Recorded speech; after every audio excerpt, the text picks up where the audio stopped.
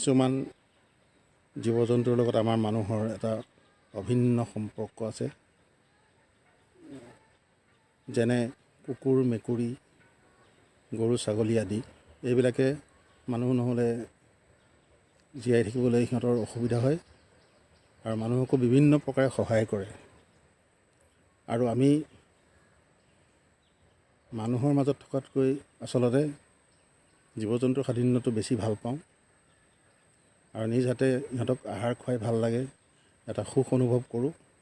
আজি আপোনালোকক দেখুৱাম মোৰ ভতিজাই কেনেকৈ নিজ হাতে গোলাঘাটত এজনী মাইকী হাতী পোৱালীক নিজ হাতে আহাৰ খুওৱাৰ দৃশ্য।